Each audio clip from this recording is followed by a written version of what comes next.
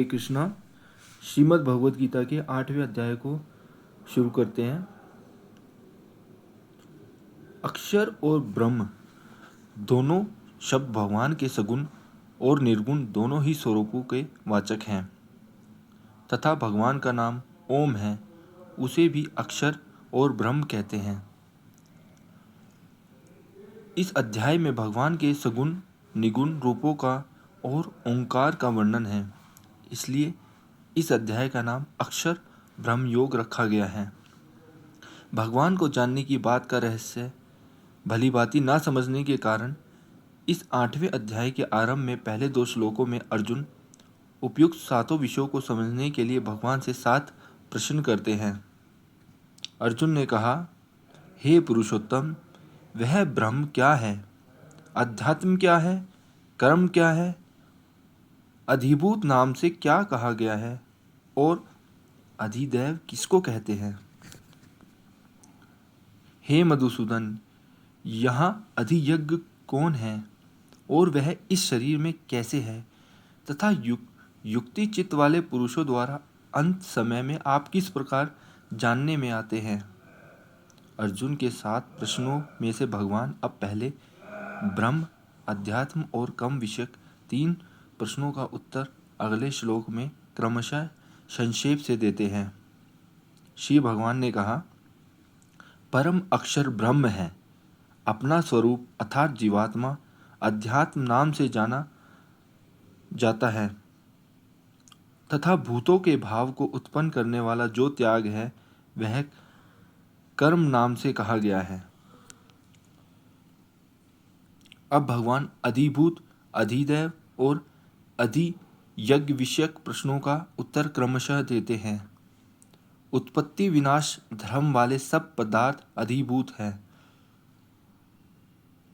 हिरण्मय पुरुष अधिदैव है और हे देहधारियों में श्रेष्ठ अर्जुन, इस शरीर में मैं वासुदेव ही अंतर्यामी रूप से अधियज्ञ हूँ। इस प्रकार अर्जुन के 6 प्रश्नों का उत्तर देकर अब भगवान अंतकाल संबंधी 7वें प्रश्न का उत्तर आरंभ करते हैं। जो पुरुष अंतकाल में मुझको ही स्मरण करता हुआ शरीर को त्याग कर जाता है, वह मेरे साक्षात स्वरूप को प्राप्त होता है, इसमें कुछ भी संशय नहीं है। यहाँ यह बात कही गई है कि भगवान का स्मरण करते हुए मरने वाला भगवान को ही प्राप्त होता है। इस पर यह जिज्ञासा होती है कि केवल भगवान के स्मरण के संबंध में ही यह विशेष नियम है या सभी के संबंध में है?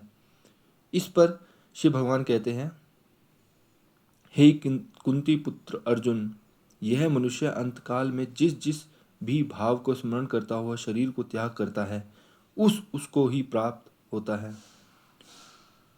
क्योंकि वह सदा उसी भाव से भावित रहा है।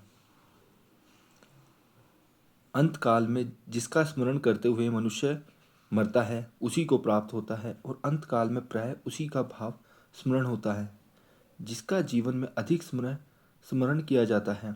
यह निर्णय हो जाने पर भगवत प्राप्ति चाहने वाले के लिए अंतकाल में भगवान का स्मरण रखना अत्यंत आवश्यक हो जाता है और अंतकाल अचानक ही कब आ जाए इसका कुछ पता नहीं है। अतएव अब भगवान निरंतर भजन करते हुए ही युद्ध करने के लिए अर्जुन को आदेश देते हैं।